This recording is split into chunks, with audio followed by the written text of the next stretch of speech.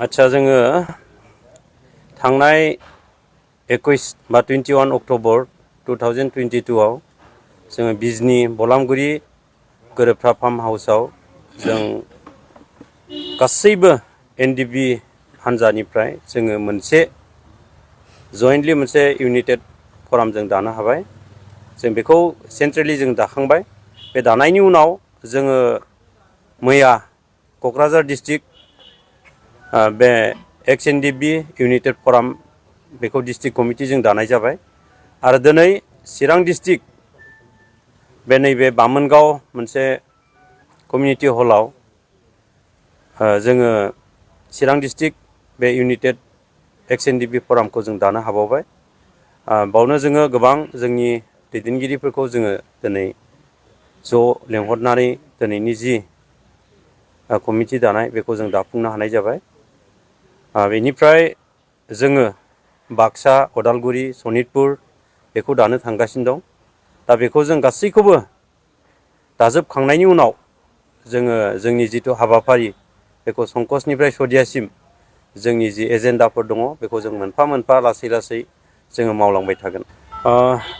बेखौ जोंनि जिथु एक्स एनडीएफबीनि जेसेबांनाखि समस्याफोर दङ बे समस्याफोरखौ जोङो दिनैसिमाव जोंनि जि एमअएसआव लिरनायफोर बेखौ जों बांसिनखौनो जोङो दासिमावबो फ्राय मावफुंनायखौ जों नुनो मोनाखै। बिनिखायनो जोङो खावलायो जि एक्स एनडीएफबीनि जेसेबांनाखि मावनांगौ दफाफोर दङ बे दफाखौ मावफुंनो बा मावफुंहोनो थाखायनो जोङो गोबां लामा नायदोंमोन। बे लामा नायसेयावबो दिनै बिथांमोना मावना होयैनि थाखाय जोङो दिनै बाध्य जादों जे एनडीएफबी मोनब्रैबो हान्जाया जोङो दिनैनि दिनाव जों खौसे जानानै जोंनि जि मोननांगौ मोनथायफोर बे मोनथायफोरखौ जाफुंहोनो थाखाय जोङो जिखि सरकार फैया मानो आसामाव एजेपि, बिजेपि, कंग्रेस बा जिखि फैया मानो जों बिसोरखौ जोङो प्रेसार ग्रुप हिसाबै जों होलांबाय थानो मावलांबाय थानो थाखाय जों बे आफादखौ जोङो दानाय जादों।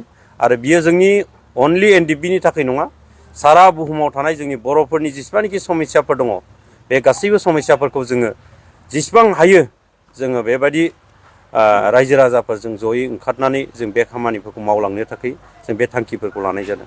डिआर नाब्ला सारनि बाथ्राखौ बुंदों। दिनै बेखौ बिथांमोना नाजाबाय थादों होननानै गभर्नमेन्टफ्रा बुंबाय थादों, सरकारा बुंबाय थादों। जों ओंखायनो दिनै जिथु एनडीएफबी ग्रुपआ जोङो जिथु दा गोदानै दानाय फरामा बेखौ प्रेसार खालामनो बा नायबिजिरनो थाखाय जोङो दिनै बे कमिटिखौ दादों। जोङो उनावसो मोनथिसिगोन जे बेसेबांसिम आवगायनानै दङ बा बिसोरनि केसा दिनैसिम बेसेबां गोजौ दंहैयो। जों बेखौ तदबिद लानो बा जोंखौ तदन्त खालामनो थाखायबो जोङो बे हाबाफारिफोरखौ जों थांखिखौ लानाय जादों। सरकारा बेखौ मावफुङाब्ला जोङो नागारनाय नङा। जोङो गणतान्त्रिक भाबै जोङो बेखौ दावहा होलांबाय थागोन। जों गासै बर' रायजो राजाफ्राबो दिनै बेयाव जोंजों लोगोसे दं। बेनिखायनो जों आसा खालामदों फैबाय थानाय समाव जों बावैसोनो जों रायजो राजाखौ लानानैब्लाबो जोङो बेखौ प्रेसार खालामनाय जागोन गभर्नमेन्टआव। जायखिजाया आफादा डिसमिस जाखांनायनि उनाव गावबा गाव सेरखाय बेरखाय जानानै जोङो दङमोन जोङो।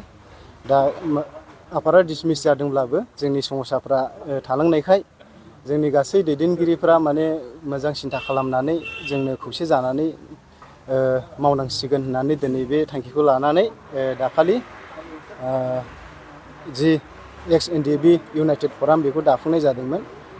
बेखौ दाखांनायनि उनाव गासैबो डिस्ट्रिक्टफ्रावबो डिस्ट्रिक्ट कमिटिफोर दानो होननानै बिथांमोना थांखि लानायाव क'क्राझार डिस्ट्रिक्ट दाखांनायनि उनाव दिनै चिरां डिस्ट्रिक्ट दाफैनाय जाबाय। दा बेवहाय जोंखौ बिबानगिरि डिस्ट्रिक्टनि प्रेसिडेन्ट बिथांमोनखौ सेक्रेटारि आरो गोबां बिदिनो अर्गेनाइजिं बिबानफोर होनानै जोंखौ होनाय जाबाय। ओमफ्राय जोङो सानदों जे बिनि दारै जोङो माखासे खामानिफोरखौ मावफुंनो हागोन होननानैहाय। ओमफ्राय जेरावहाय जोंना एकर्ड जाखांनायनि उनावबो जोंनि गोबां समस्याफ्रा थालांदों, जेरै सिमा बारायनाय आरो जोंनि केसफोरनि, ओमफ्राय आरो जोंहा गोबां दंबावो मुंख्लंफोरनि रिहेबिलिटेसननि। बेफोर खोथाफोरखौ लानानैहाय जोङो जयै खौसेयै जुदि मावोब्ला जोङो दावगानो हागोन होननानै जोङो सानदों। जोङो सरकारजों बा सावरायलायनायनि गेजेरजों आरो जोंनि गेजेराव जि समस्याफोर बेफोरखौबो, ओमफ्राय बाखि हाबाफारिखौ माखासे सम दावगालांनायनि उनावहाय जोङो आरो साबसिनै रोंलांगोन होननानै जोङो आसा थादों आरोखि। जोंनि चिरां जिल्लायाव प्रेसिडेन्ट हिसाबै चिरां जिल्लायाव प्रेसिडेन्ट हिसाबै आंखौ होनाय जाबाय ओमफ्राय बिथां बि फेंखा बिथांखौ सेक्रेटारि हिसाबै होनाय जाबाय। नोंथाङा गोबां रां आरजिनो गोसो जादों नामा? जुदि गोसो जादों अब्ला नोंथांनि थाखाय मोजां खौरां। New India technologies master franchise all Assam ATM service Hitachi ATM and Tata Indicash ATM फसंनानै नोंथाङाबो गोबां रां बुथुमनो हागोन। लाइमोनफोरनिफ्राय जागायनानै बैसो जानाय गासिबो बैसोनि सुबुंफोरानो बे फालांगिजों गोरलैयैनो रां आरजिनो हागोन। नोंथांनि गामियावबो बे एटिएम मेसिनखौ फसंनानै नोंथाङाबो मुलाम्फा मोननो हागोन। बांसिनै मिन्थिनो थाखाय 7002005072 एबा 9401230135 जानबुं अनजिमायाव दिनैनो सुलाद ला।